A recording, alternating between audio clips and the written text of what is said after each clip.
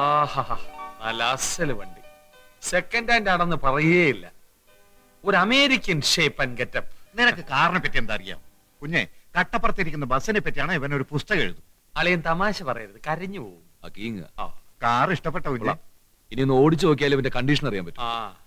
തോസൂട്ടി, ഓ അളിയാ, ഞങ്ങളൊന്ന് കറങ്ങിച്ചു വരാം. വരുമ്പോ നല്ല നാടൻ ആഹാരം ഉണ്ടാക്കി വെച്ചേക്കണം. ബെസ്റ്റ് കുക്കാണ് അളിയൻ. ഈശോയെ.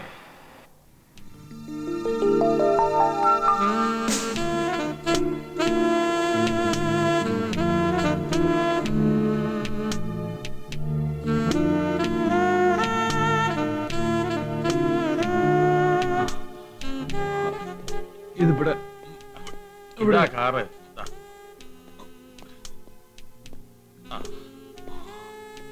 അമേരിക്കയിൽ നിന്ന് ഇവിടെ വന്നത് ഈ വാർണിഷ് കുടിക്കാനായിരുന്നു. ഇതിലും നല്ല ഒന്നാന്തര സാധനങ്ങൾ അവിടെ കിട്ടുമായിരുന്നല്ലോ. എന്താ കീയോ? കീ പോക്കറ്റിലുണ്ട്.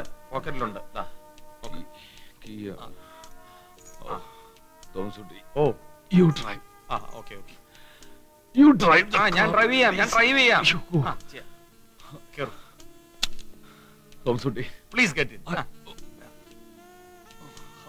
വാർണിഷ് തലക്കി പിടിച്ചിട്ടുണ്ട്. വിട്ടോ. ഞാനാണല്ലോ ഡ്രൈവ് ചെയ്യേണ്ടത്.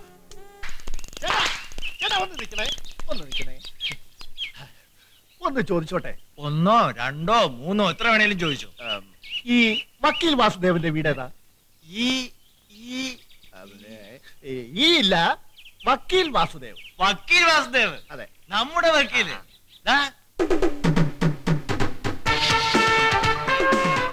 മിസ്റ്റർ ലംബോദരൻ, നിങ്ങൾ ഇതുവരെ കണ്ടിട്ടുള്ള വക്കീലന്മാരിൽ നിന്നും വളരെ വ്യത്യസ്തനാണ് ഞാൻ.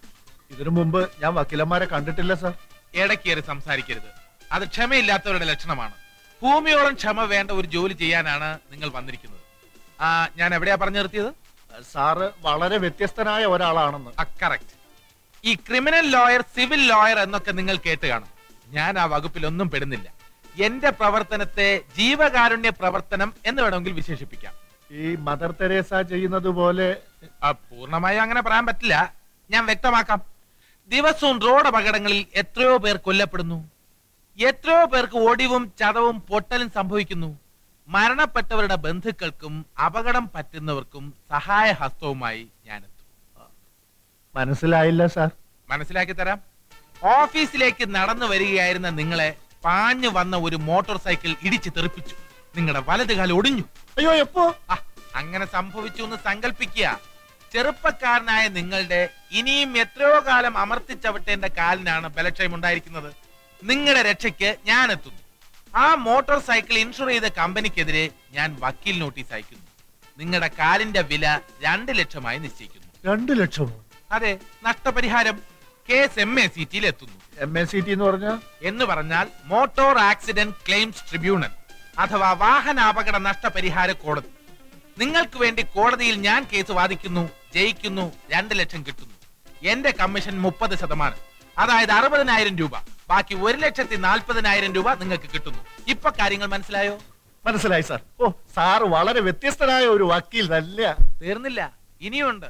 വാഹനാപകടത്തിൽ മാത്രമല്ലല്ലോ കൈയും കാലും ഒടിയുന്നത്. ആരെങ്കിലും തല്ലി ഓടിക്കാം, മറിഞ്ഞു വീണോടിയാം. അങ്ങനെയുള്ള കേസുകളും അതിവിദഗ്ധമായി വാഹനാപകടങ്ങളാക്കി ഞാൻ മാറ്റും. അപകടത്തിന്റെ ബാധ്യത ഏറ്റെടുക്കാൻ തയ്യാറുള്ള ഡ്രൈവർമാരും വാഹന ഉടമകളും ഒക്കെ എന്റെ കസ്റ്റഡിയിലുണ്ട്. എന്റെ കമ്മീഷനിൽ നിന്നും കുറച്ച് അവർക്ക് കൊടുക്കേണ്ടി വരുമെന്ന് മാത്രം. ഓ, സാർ ഒരു ജീനിയസ് തന്നെ. ഈ ജീനിയസിനോടൊപ്പം പ്രവർത്തിക്കാനുള്ള കഴിവ് നിങ്ങൾക്കുണ്ടെന്ന് തെളിയിക്കണം. പിന്നെ ഞാൻ എന്താണ് സാർ ചെയ്യേണ്ടത്? പത്രപരസ്യത്തിൽ ഞാൻ പറഞ്ഞത് തന്നെ, ക്യാൻവാസിംഗ്. അപകടത്തിൽപ്പെട്ട് കിടക്കുന്നവരുടെ കയ്യിൽ നിന്നും നഷ്ടപരിഹാര കേസിന്റെ വക്കാലത്ത് എനിക്ക് വേണ്ടി ഒപ്പിട്ട് വാങ്ങണം. അവിടെ നിങ്ങളുടെ മിടുക്ക് തെളിയിക്കണം. കമ്മീഷൻ 3%. ശരി സാർ, ഞാൻ ഇന്നു മുതൽ വക്കീൽ സാറിന്റെ ക്യാൻവാസിംഗ് ഏജന്റ്. അങ്ങനെ വാചം അടിച്ചോണ്ട് മാത്രമായില്ല. എനിക്ക് തിരക്കായതുകൊണ്ടാണ് ഞാൻ ഏജന്റിനെ വച്ചത്.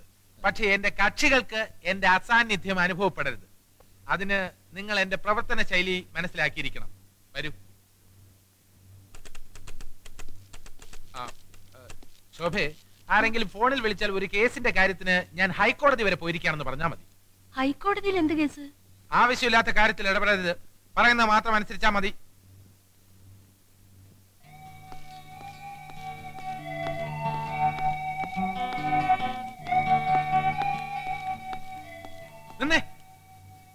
എന്റെ സകല ഐശ്വര്യങ്ങൾക്കും കാരണം ഈ വാർഡാണ്.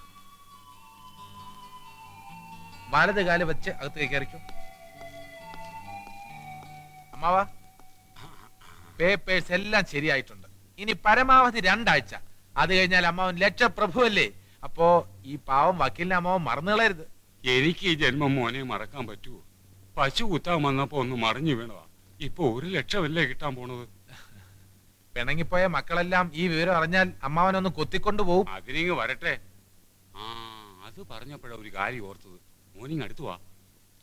അങ്ങേ അറ്റത്ത് 2 കാലൊടിഞ്ഞൊരു പയ്യൻ കിടപ്പുണ്ട്.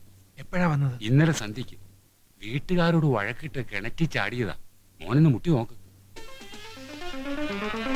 ലംബോര സർ. കുറച്ച് ഓറഞ്ച്, മുന്തിരി, ആപ്പിൾ പെട്ടെന്ന് വേണം. ശരി സർ. എന്റെ കാര്യം എന്തായി വക്കീലേ? ആ ചേട്ടന്റെ കേസ് അടുത്ത ആഴ്ച ട്രിബ്യൂണലിൽ വാദം കേൾക്കും. ഒറിജിനൽ ആക്സിഡന്റ് ആയതുകൊണ്ട് കാര്യങ്ങൾ എളുപ്പത്തിൽ നീങ്ങുന്നുണ്ട്. Good morning sister. Good morning. വക്കീലിന് നിറയെ കേസാണല്ലോ. ഓ അങ്ങനൊന്നുമില്ല സിസ്റ്ററെ, തട്ടിയും മുട്ടിയും പോകുന്നു. വക്കീലിനെ രാജേന്ദ്ര ഡോക്ടർ അന്വേഷിച്ചിരുന്നു. ഓ മനസ്സിലായി. മറ്റേ കേസ് വിധിയായി വരും ഡോക്ടർ അറിഞ്ഞിരിക്കും. പുള്ളിക്കാരനെ വേണ്ട രീതിയിൽ കാണുന്നുണ്ടെന്ന് പറഞ്ഞേക്കും. ആ ശരി. സാർ 50 രൂപയ്ക്ക് വാങ്ങി, ഒട്ടും കുറയ്ക്കേണ്ടത് കരുതി. Very good. വരൂ അനിയ, ഈ ആപ്പിൾ കഴിച്ചു. ഇത് സ്വന്തം ചേട്ടൻ തരുന്നതാണ് എന്ന് കരുതിയാൽ മതി. സ്വന്തം ചേട്ടൻ അവൻ എന്റെ കയ്യിലൊന്ന് കിട്ടണം. അവൻ കാരണമാണ് എനിക്ക് ഈ ഗതി വന്നത്. നിങ്ങൾ ആരാ?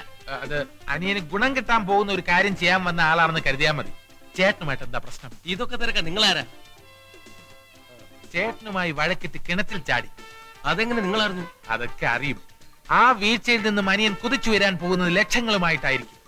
ഈ കൈയും കാലും ഒടിഞ്ഞത് കിണറ്റിൽ ചാടിയല്ല, കാറടിച്ചാണെന്ന് ഒരു പ്രാവശ്യം വന്ന് പറഞ്ഞാൽ മതി. 2 ലക്ഷം കിട്ടും. അതിൽ 1 ലക്ഷം രൂപ എനിക്ക്, 1 ലക്ഷം രൂപ അനിയന്. ഞാൻ കിണറ്റി ചാടിയത് കണ്ടവരുണ്ട്. അനിയനെ കാറടിച്ചതും കണ്ടവരുണ്ട്. എന്ത് പറയുന്നു? ലക്ഷം കിട്ടും. കിട്ടും. ഞാൻ ചില പേപ്പേഴ്സ് ലംബോദരന്റെ കൊടുത്തേക്കാം. അനിയന്റെ 2 ഒപ്പ്. ബാക്കി കാര്യങ്ങൾ ഞാൻ ഏറ്റു. ഓക്കേ? അല്ല, ഇനിയും നിങ്ങൾ ആരാണെന്ന് പറഞ്ഞില്ല. അദ്ദേഹമാണ് വക്കീൽ വാസുദേവ്.